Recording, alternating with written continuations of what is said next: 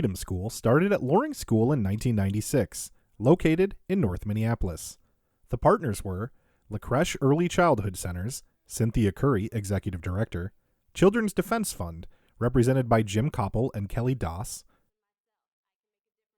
Minneapolis Community Education, represented by Howard Root, the YWCA Ruth Hawkins Branch, directed by Joellen Jackson, and the St. Paul Chamber of Churches and Project Spirit, directed by Gloria Roach Thomas. In 1997, Phyllis Sloan took over as director of La Crèche Early Childhood Centers. Sloan, I'm the executive director of La Crèche Early Childhood Centers, and very excited as the fiscal agent to the Minneapolis Freedom School project with the younger youth, kindergarten through 6th grade, to be part of the national project from the Children's Defense Fund on Freedom Schools.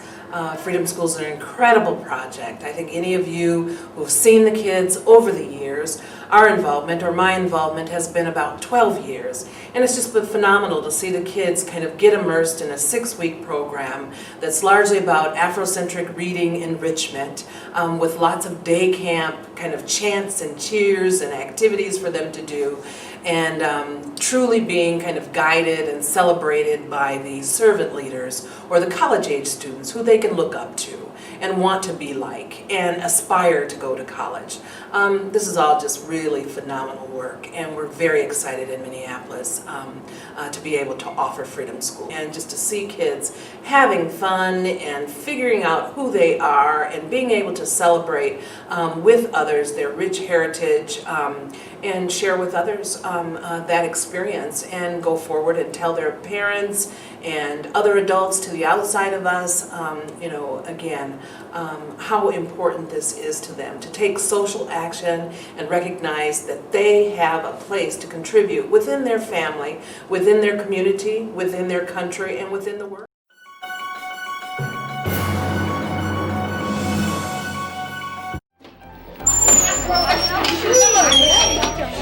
Now imagine you're in the 6th grade and part of a unique summer program. Your class is going on a field trip. This time it's not to the zoo or to a ball game. This time you're going to a place where homeless people live temporarily and hungry people are fed. You're about to find out that you're never too young to give back to your community. Let's have a hand clap for Freedom School that came to serve you today. These 6th graders who are from low-income, primarily communities of color, might otherwise be idle, unfed, and unsafe during the summer. Instead, learning about the importance of reaching out and helping others at Sharing and Caring Hands, a program that has been serving the poor of Minneapolis since the 1980s. These kids here today are so important.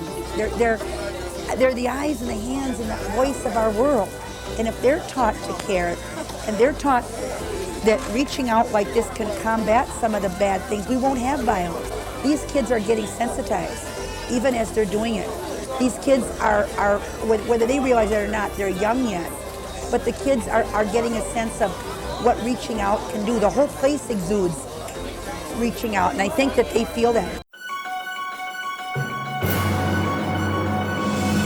Project directors over the first 15 years were Gloria Roach Thomas, Kelly Doss, Lisa Boone, Beth Lasley, Faye Holland, Talea Tollefree, Jackie Mitchell, Cameron Darrett, Emmanuel Donaby, and Ed Irwin.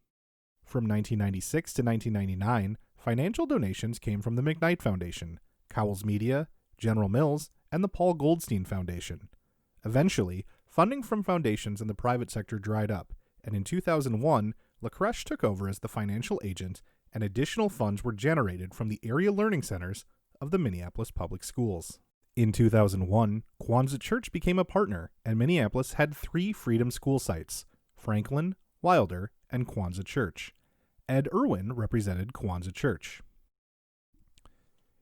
Due to summer construction and staff movement, Freedom School was often in transition and wound up at various locations, but there was always a continuity of program, coordinated efforts, good parental communication, and essential parental involvement. Over 15 years, school sites included Loring, Franklin, Wilder, Green Central, W. Harry Davis Academy, Willard, and Lucy Laney.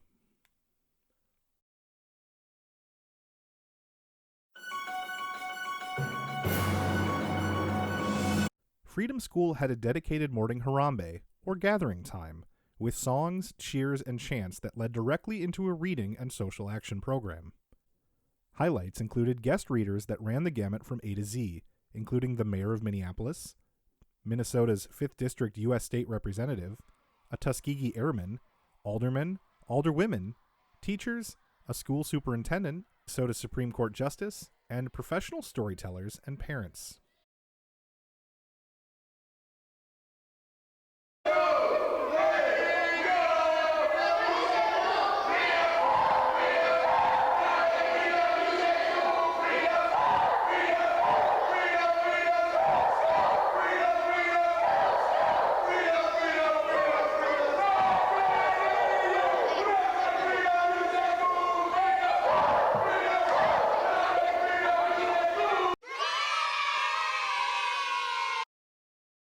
In 1996, the first year of the program in Minneapolis, a video was made that wound up as an inspirational model and training video for the Children's Defense Fund for several years. Here is the powerful opening segment of that 1996 video.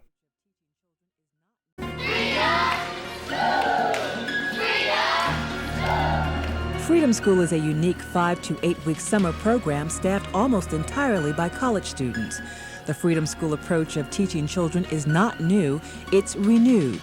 College students established Freedom Schools as part of the voter registration and community mobilization efforts during the legendary Freedom Summer of 1964.